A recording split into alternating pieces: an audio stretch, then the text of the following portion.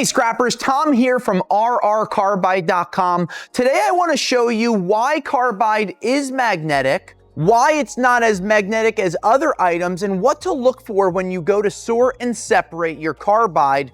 And if you're looking to sell carbide to us, we'll tell you about our national buying program. Even being based out of New Jersey, we send bins across the country so you can sell us your carbide, and let's educate you on it now. So in front of me, you can see 3 different bins. These are some of the bins that we send out for customers to send into us. Now, what you can see here are 3 different bins, and you do see a couple of like items. First, I'm going to start in the middle. These are the tips. Now, if you see, the magnet does go and pick up these tips. Now, it doesn't have a really strong pull, but because they're not very heavy, they do have a slight magnetic personality, and that's from the tungsten that's inside. But don't worry, because generally, if you go to pick up a lot of it, if I try to pick up 3 or 4 pieces, you see it doesn't really stick, and I can kind of shake the pieces off, and then from there, it shows you that it's not super magnetic, especially when you compare it to something like steel. Now, you do get more money by sorting your bits from your drill bits or your cutting bits. So now you can see some of these larger ones. Now, this is a very heavy piece of carbide. One of the things you do want to look for, oftentimes on these carbide bits, you'll see it right on here. It'll have W, or it'll say something like tungsten on there. So that's a good telltale sign. But let's put these next to each other. And let's just watch what happens with the magnet. Let's see if it pulls.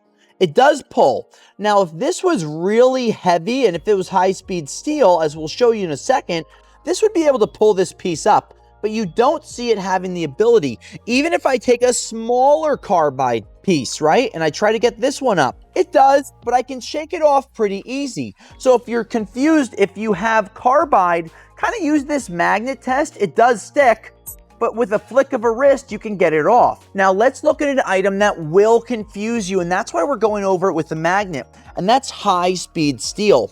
Now, this high-speed steel bit, let's just do it. Look at this pull. Now, this is me doing the same kind of shake, right? You don't see it coming off. You might see it moving because it's a small surface, but it's not coming off the way that carbide would. It really takes a lot of effort from me to be able to have it shoot off, opposed to carbide, right? Let's say that these are similar sizes. Let's just watch. This I pick up easily.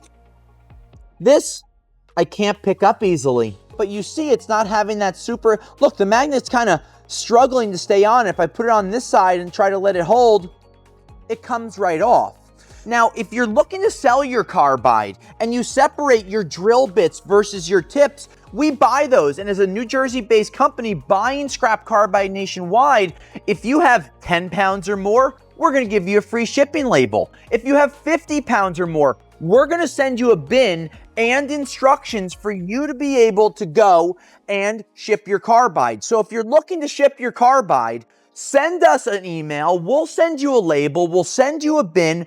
Free shipping both ways. And with some of the higher prices paid nationally, the team at RRCarbide is looking to earn your business, educate you on your rare earth metals and your carbide tungsten scrap. And you can ask us any other questions you like. Payments and check and PayPal, we make it nice and easy. But we're happy to show you how to identify and learn about carbide and tungsten scrap. And if you have any questions, comment below or go to our website, rrcarbide.com today. Until next time, I'll scrap you later.